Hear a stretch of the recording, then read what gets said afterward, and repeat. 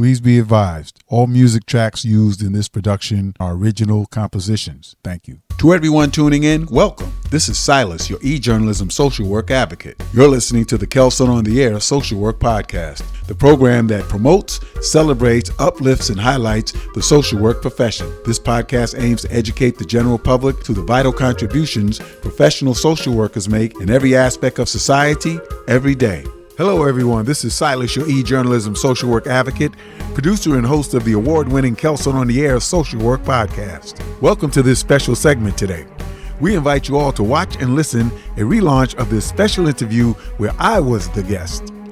This interview was conducted during Social Work Month, March 2023, to highlight this year's social work theme, which is Social Work Breaks Barriers.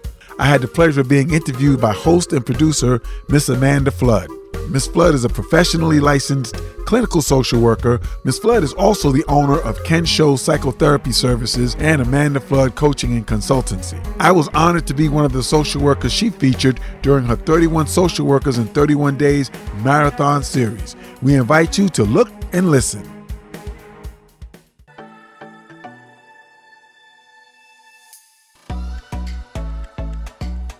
So we are back for Social Work Month, and I'm just excited. I've been kicking it with our next guest coming up today, and we're already at a whole nother vibration. But let me tell you why we're here. It is Social Work Month. Social work is such an amazing profession. It's a profession that values the voice of individuals, families, and communities.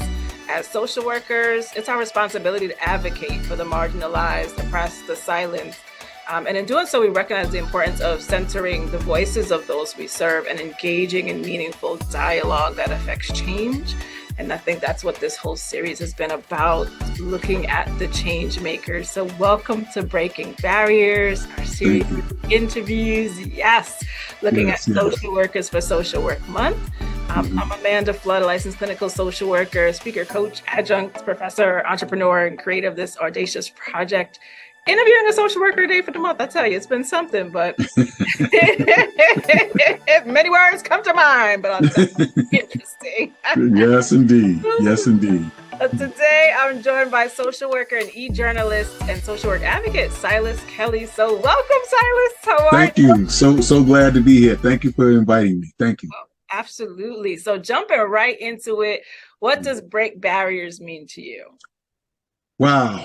Well, breaking barriers means to me that this profession, we have to lead the way. We have to lead the charge whenever there's injustice, whenever there's inequities, whenever there's challenges. Those are the barriers that social workers naturally are able to break through. So when I hear the word social work breaks barriers, it means removing any obstacle that's in front of an individual who has a mind to do better and to be better and to get to a higher station in life. So that in and of itself is what we do and who we are.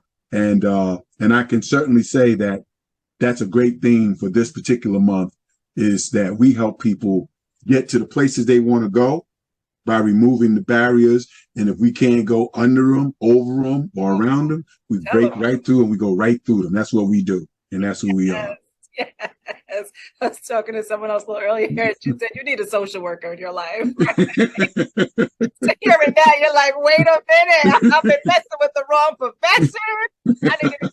I need a new advocate. There you go. There you go. I love it. Now, think about your own experience, whether culturally, economically, we all have a story. So, I'm curious a little bit, how have you had to break barriers in your own life? Wow, that's a deep question. Thank you for asking. It gives me an opportunity to tell my listeners and viewers and your listeners and viewers why I'm so passionate about this profession. And that is simply because I'm a product of this profession. So the barrier that I had to break first and foremost was getting over my own lack of self-confidence, my own low self-esteem, and my own scars and wounds that needed to be healed. And had it not been for the profession of social work, breaking down the barrier of me being in a traumatically abusive first foster home, then I wouldn't be here today. So what it means to me, breaking barriers, is that I was rescued one day from a very brutal situation at the young age of 3. And that became my biggest gift Right. that was ever given to me. That a profession called social work saw something in the place that I was in the home that I was placed, and they knew something wasn't right, and that's what social workers do. So I was rescued from an abusive home, and this was after, and I guess I should kind of go back to the beginning. I'm the youngest of 8. Mm-hmm. My mother and father could not take care of us. There's no condemnation. There's no criticism. It's just the reality of the situation. Right. It was life circumstances and situations, and they couldn't do it. So the authorities came in and took all of us away. And we all got placed in the care of New York City Bureau of Child Welfare. My older siblings were put in an orphanage, in an institution. Myself being the youngest and my next oldest sibling, we were too young to be institutionalized, so we went in 2 separate foster homes. And then by the grace of God, the profession of social work was able to identify a family, and we relocated to Amityville, Long Island, but we got reunited. And that all is because of the profession of social work. And not only did they do that, Amanda, they kept us in touch with our biological family all through the life cycle of growing up.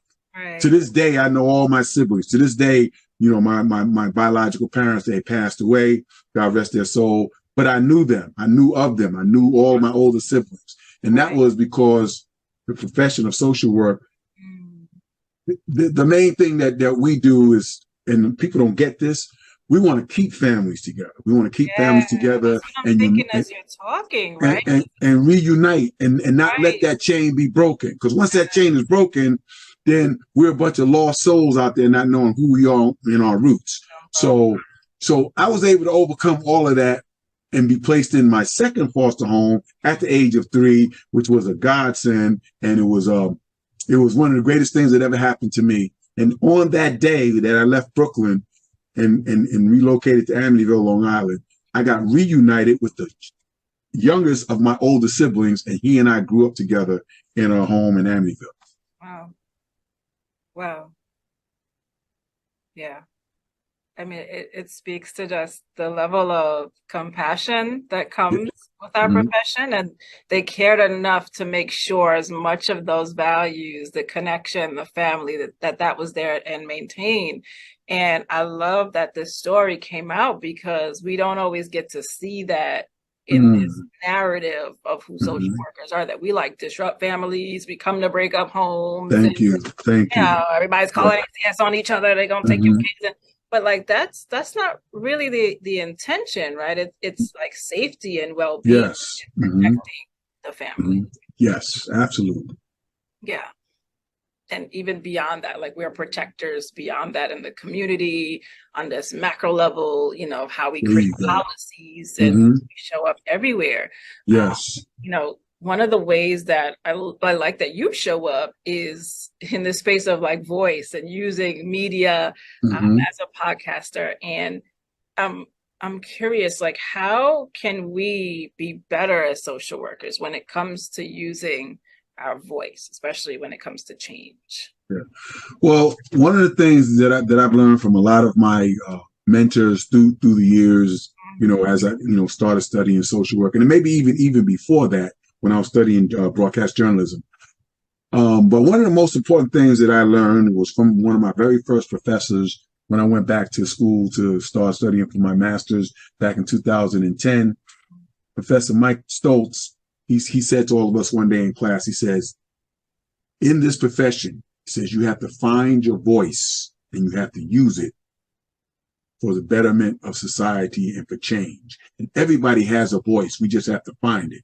It just so happened, Amanda, that before I started studying social work, I majored in broadcast journalism, and I've always wanted to talk about social issues and change. And broadcast journalism gave me that vehicle and the tools and the skills.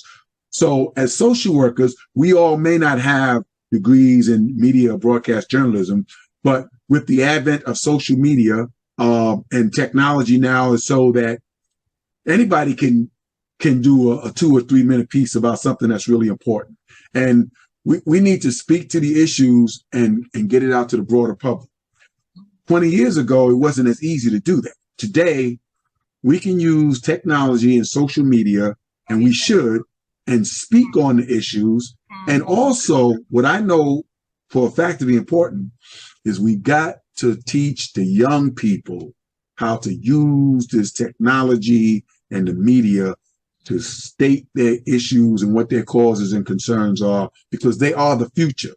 And the more we empower them to speak, if we using our voice to advocate for them, we need to also teach them to use their voice to advocate for themselves, because they're the ones that's going to tell us what needs to happen, because they're the ones that are going to bear the brunt of all the mistakes that we as adults make in our infinite wisdom. Absolutely. Yeah. And like media just gives us like a bigger soapbox, right? It carries the voice further. So yeah, and I like that we have this social responsibility, not just going forward and looking ahead, but like looking back to who's coming behind us and preparing them what's ahead. That's a Sankofa moment. Powerful. So finish this sentence for us. I wish people understood social workers, ... I wish people understood that social workers are skilled, educated, and trained to work with any population in any industry, with any socioeconomic group. We have the skills and the knowledge and the talent. And I wish people knew that anywhere in society that there's an issue, that there's a problem that needs to be solved in any arena, any area, any industry, a social worker can step to that challenge with grace, dignity, knowledge, and strength, and come up with a solution and empower others to also seek that solution. I wish everybody knew that, because if they knew that, then we would certainly be seen and looked at and elevated more than we are, which is why we got to revert back to using this platform to continually tell our story. Absolutely. Oh, just wonderful. I'm walking away like social workers are superheroes. There you go. Yes, we are. Yes, we are. Amazing. Silas, thank you. We appreciate you and celebrate you for all that you're doing for the advancement of the profession. And it's amazing how it's like this trickle-down effect of someone a social worker who had this impact in your life. And here you are, a social worker, and here you are giving back to other social workers and pouring in. It's like this amazing cycle. Beautiful to share space with you in that way. Thank you so much. I appreciate this opportunity, and it's a wonderful series. And keep doing what you're doing, because it's needed. Yeah, appreciate you. To everyone listening, happy Social Work Month. All right. Pleasure.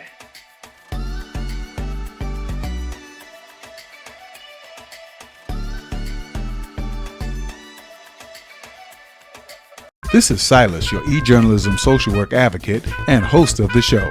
You've been listening to the Kelsunn-on-the-Air Social Work Podcast. This and all other programs are available on the Apple iTunes, Spotify, and Anchor podcast platforms. Go to any search engine and type in Kelsunn-on-the-Air in the search window to hear this show in its entirety. Thank you for tuning in. This has been a Kelsunn Communications production.